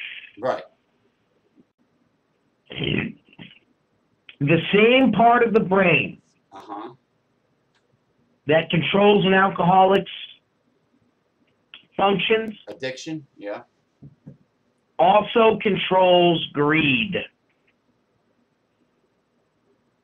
Well, that's food for thought, ladies and gentlemen. Well, Ayn Rand started all this crap. Well, no, actually, no. I take that back. The imperialism of ancient times started it. I'm blaming Ayn Rand. No, Ayn Rand is way after that. It's an age-old problem. It's humanity. Satan. The first sin committed was vanity. Selfishness, vanity. He was vain. He thought he could knock God off his throne. It's funny that you'll go to the first sin committed was vanity and not listening to God's word. But when I say that the God's word says the child born out of wedlock doesn't have a chance, most people would say, okay, you're crazy, but you actually debated me on that, so I'm cool on that. Well, how old is the institution of marriage? I mean, I know that celibacy with the Catholic Church is not all that old. I mean, marriage, the institution of marriage how ancient started in the early 1200s. The Roman Catholic Church, the Holy Roman Catholic Church, said you can no longer force a woman to marry anyone. Well, you needed a dowry, right? The bride side of the family had to pay the groom side a dowry, like you had to pay. That was before freedom. You had to purchase. You had to purchase the chick, the broad.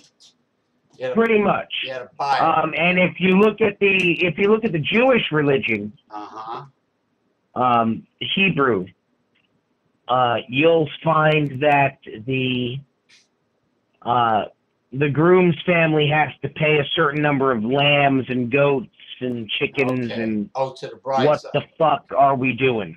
Yeah, and what do you call it? There's a lot of debate around circumcision too.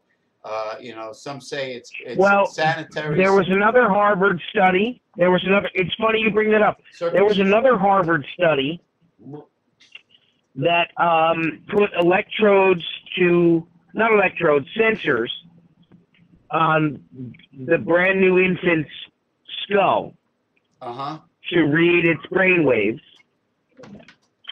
And they circumcised a bunch, and they didn't circumcise a bunch of other ones. And it turns out that circumcision when they take away the foreskin and cut it off at birth, has traumatic brain repercussions. Interesting. It's proven science fact. Well, when you think about it, reflexology, the nerve endings of the extremities, the feet, the hands, the ears, in this case, the end of the penis. All right.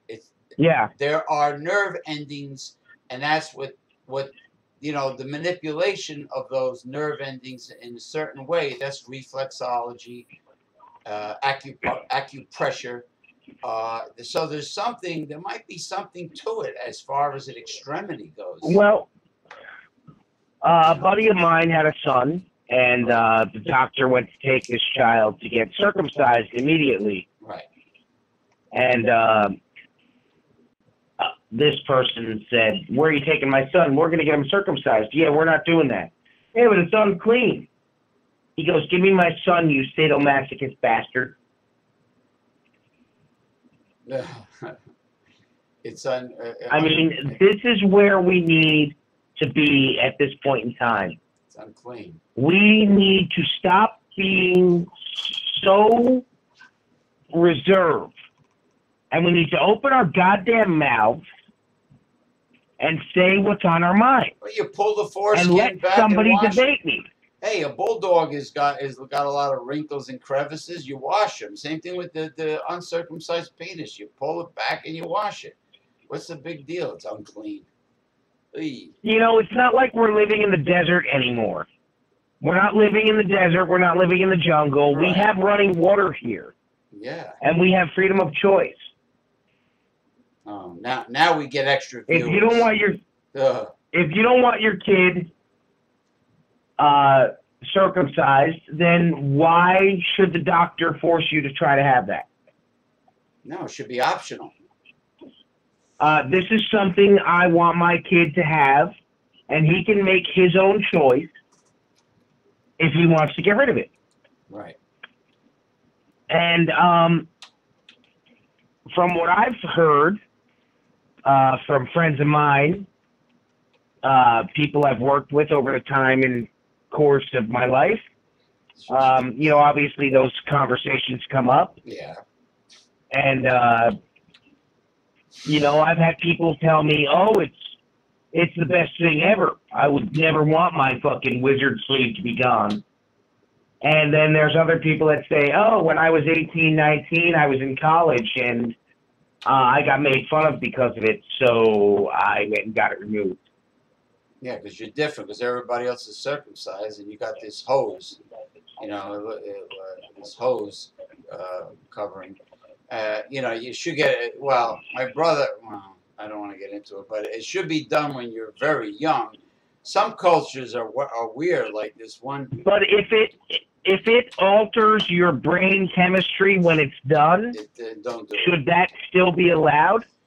No. If they can prove, wait a minute. If they can prove that doing this to certain human beings creates hundreds of thousands of Jeffrey Dahmers, Charles Manson, then outlaw it as Jack the Rippers. What about women? What about women who have their clitorises removed in this African culture? That's mutilation too. Female genital mutilation is an atrocity, and the fact that human beings in 2018 are still doing this to women tells me that our progressive movement forward must have been put in reverse 10,000 years ago. Now, there's a lot of extremism going on, unfortunately. It's insane. It could be either extreme to the right or extreme to the left. But what we're talking about is a normal voice of reason, someone with facts, someone. Where have you found that in the past 5 years? Haven't found much of it, if any. It's like our media, of course. They're like a bunch of marionettes. Oh, absolutely. More or less. You know, all the major media networks, I've lost interest in all of them for the same reason. That's why I choose to read underground sources online, which the establishment wants to eliminate. They want to get rid of it. I have a female friend who does some crazy stuff with the internet, and she finds stories that are buried so deep that it's frightening. And I tell her never to mention my name on the phone. And the stuff that is about to blast out of secrecy is absurd. It's frightening. And the fact that America has not opened its eyes 45 years ago. Well, you know, the conspiracy theorists were insane. The conspiracy theorist is far more respected now than it was in the past. Before, you were, you know, they were considered nuts, kooks, loonies. You know, now a lot of things have come true about conspiracy theory. You know, I watched a documentary the other day about JFK. You know, well, you know, I'm glad you brought him up, because I've got 5 words to say about that. You ready? Are the listeners ready? Yeah. Back and to the left. Back and to the left. What is that? The Back and to the left. What is that? The grassy knoll? Back and to the left. That's the way his goddamn head exploded. Back and to the left. If you think a bullet from the back of the right side of his head moves his head back and to the left, you are fucking retarded. Sorry. Back and to the left as he was in the vehicle. His head went back and to the left. I fire rifles all the time. If I hit a watermelon from the right front, standing on the right front of it, it's going to go back and to the fucking left. Now, and that's what his head did. Now, you know what the video... And if you slow the footage down to microseconds, which is we're capable of doing now, you see the driver reach over his right shoulder and fire something. And that man's head goes back and to the left. Back and to the left. Back and to the fucking left. Now, why did the driver all of a sudden turn around and look at him? I think like right before. Because he was the assassin. That's what the documentary was. The people in the documentary was saying. He was part of. I've never seen your documentary. Why do I know that information? They said it was an inside. They called it the inside job, and the driver knew about it. You're wrong. I thought with free thought.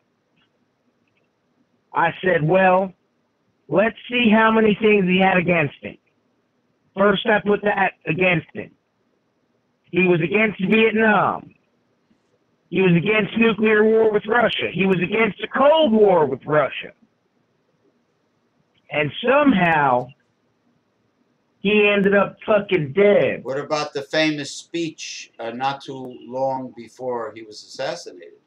Where he... I mentioned that to you, and I hope you watched it, and I hope the watchers and viewers and listeners watched it. Well, I read it. Because... I read the speech. It is the most honest speech until Donald Trump became president that we have had in 200 years.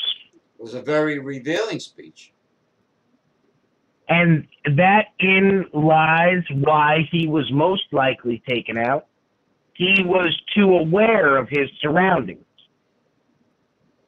No, he was very on point with the direction of his blame. Let's put it that way. He was very revealing in that speech, and then lo and behold, sir, yeah. He knew of Bohemian Grove. He knew about the Freemason Society. He knew about the Illuminati. Mm-hmm. He knew about what was happening in Roswell. He knew about all this. Could you imagine a president, someone who knows every vital secret of every piece of the working government that we know of, releasing that information to the people that pay for it? Could you imagine they say how livid and just ready for vengeance the American people would have been? They say Hollywood. But let's distract them. They say Hollywood megastars practically have to sell their soul to become megastars and entertainers. You know, they have the casting couch people knew about for fucking decades, brother.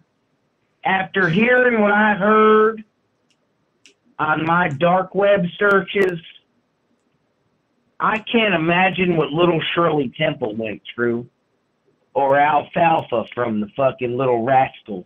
Or Fatty Arbuckle, which cracks me up every time I say it. Fatty Arbuckle. I can't imagine what those children went through on the Cosby Show. I'm sure Theodore Huxtable was face down in a pillow. You know, he took Bill Cosby was thrusting into his asshole. You know, Mr. Thruster was, he took the Little Rascals off the air. He was the one, you know. Mr. Cosby. He bought him out and took him off the air completely. You know, for Farina, buckwheat, and he don't like them mispronouncing words and blah, blah, blah. And, you know, and but you know. But the problem is that should have been a wake-up call for the American people. Yeah. When they take something off the air for race relations, when it's throwing fact there. Here's this little African-American boy who is mispronouncing words, and his friends are trying to teach him the right way to speak. Well, I heard they all got along great. Robert Blake says they all love each other. There was no hatred with those kids. You know, they did fine. I mean, all of them. They were friends. You know, it's Cosby that had the problem with it. And, well, of course he did, because he used his black privilege, and I'm going to say it. And I don't care if people think I'm racist. I'm not. Yeah. I love everyone. But if you're claiming that I have white privilege, if you're claiming that I have white privilege because I'm white, you are sadly mistaken.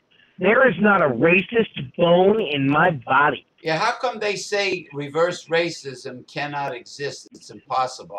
I used to have arguments with my former co-host. That's bullshit. I used to fight with my former co-host. I said, "What do you mean? Racism is racism." Oh, he says, "Oh no, it's not possible for reverse racism to take place." Let me tell you something. I says, "What the hell?" If you don't trust or like someone because of the color of their skin, that is your prerogative.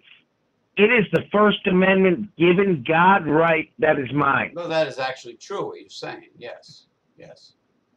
So if I don't think I would have you on my porch for a beer, odds are I'm not going to have you in my home. Right. I don't care what color you are. If I don't think I could trust you with my wallet sitting on my table for 5 minutes while I'm outside negotiating with somebody, right, you're not going to be allowed in my home. And it has nothing to do with the color of your skin. It has to do with your attitude. And let me explain something to you. One thing fluoride has done to the human being is taken away our ability to judge someone on the content of their character.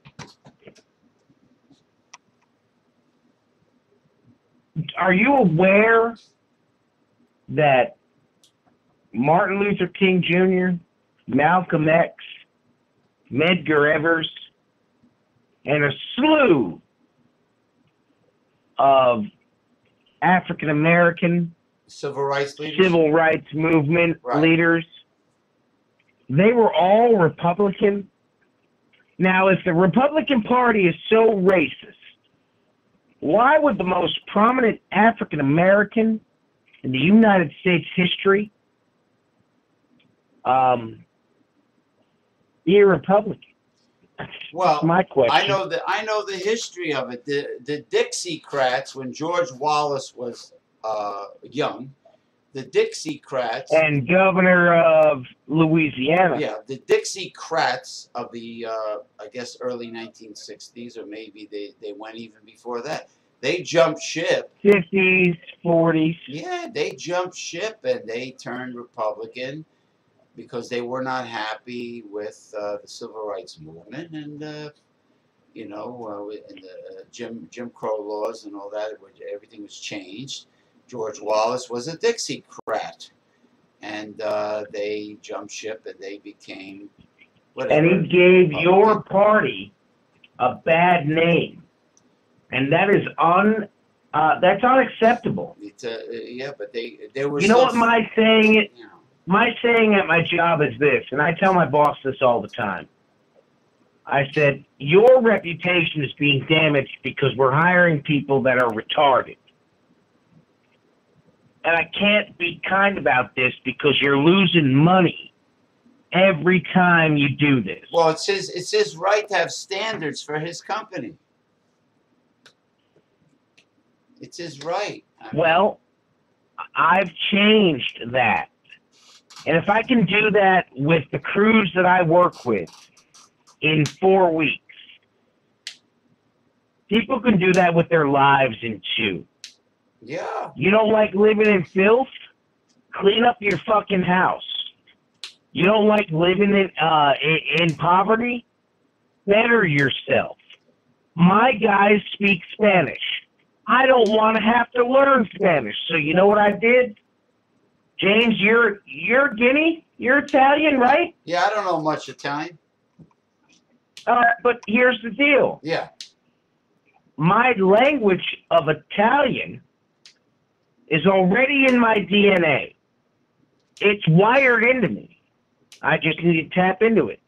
And if I can speak Italian, not even a far stone's throw is Spanish.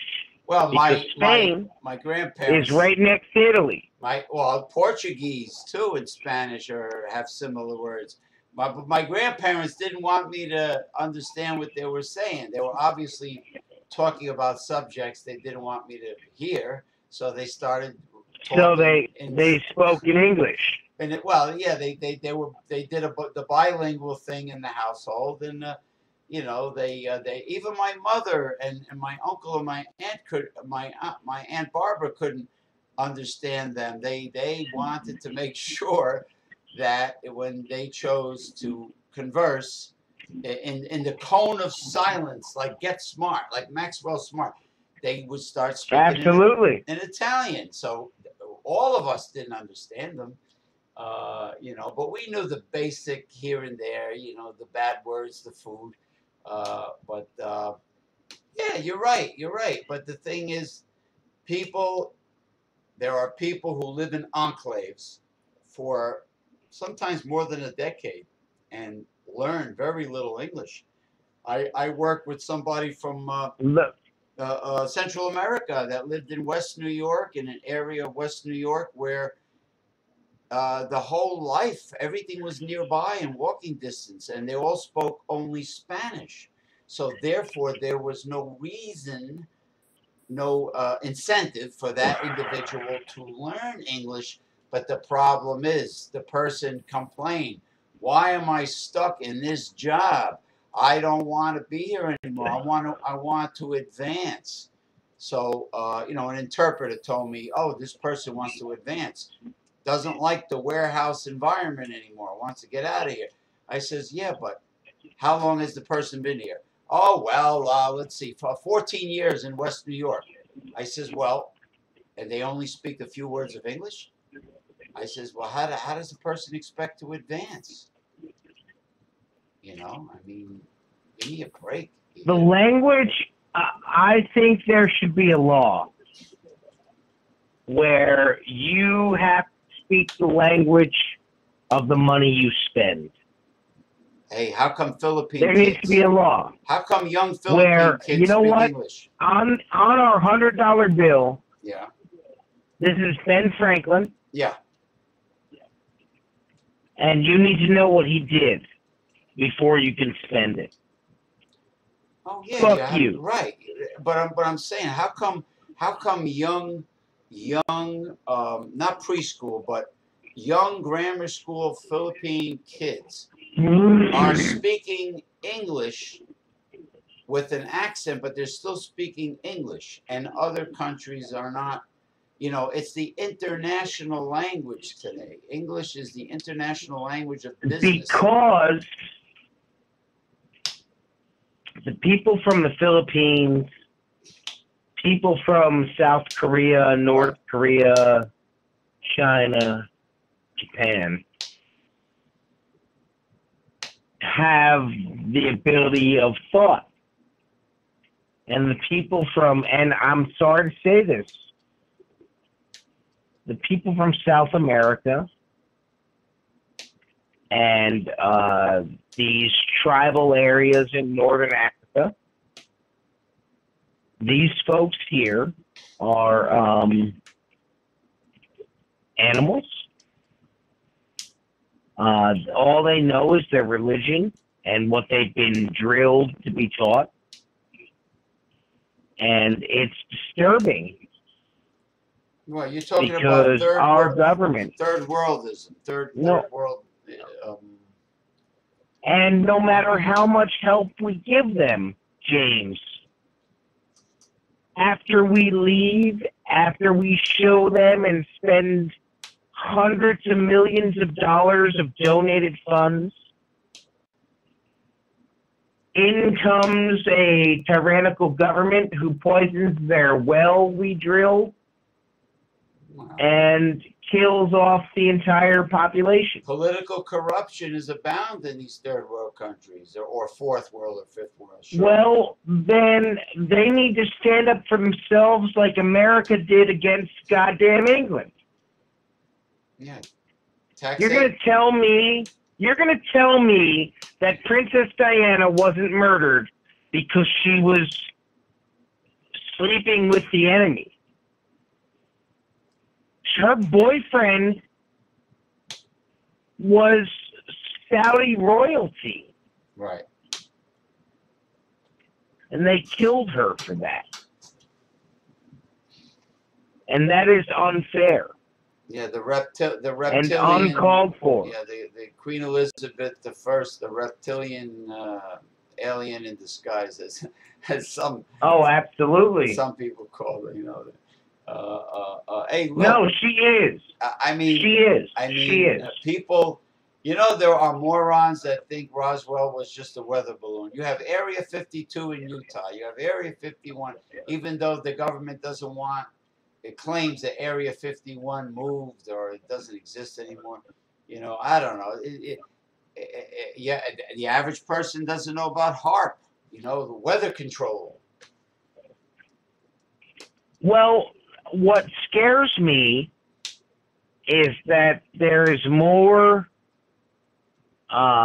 mis and disinformation that is thrown out to the children, and that is unfair.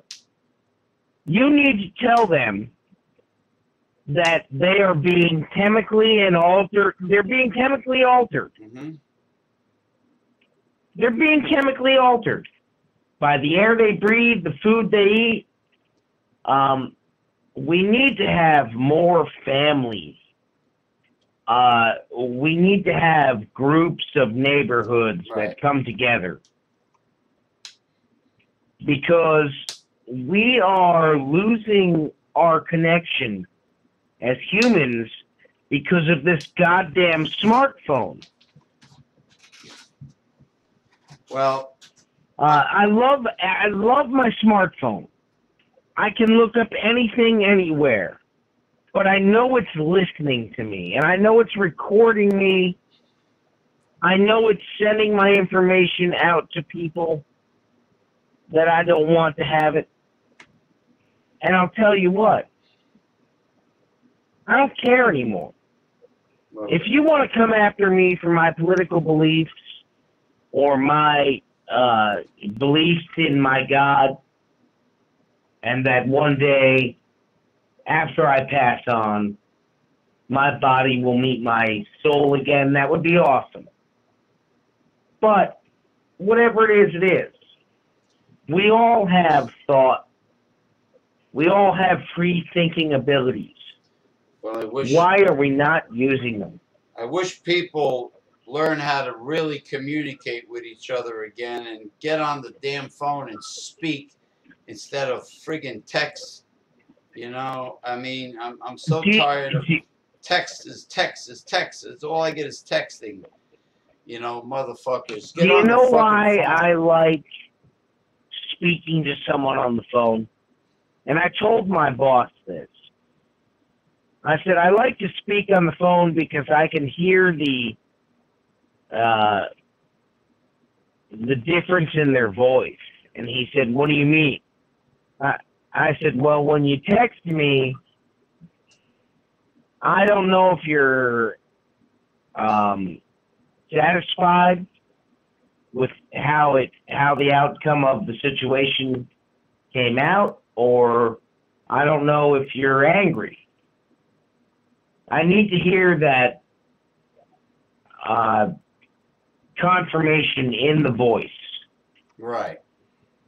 You've got to speak with people. I was trying to tell you this before. I was driving to an apartment I was renting in Clifton. Yeah. And I was on Lakewood Ave. Right. And I was driving along, and I was in a truck with no reverse. So when I parked it at the location, I had to push it into the spot. But it didn't matter because it was the vehicle that moved me forward.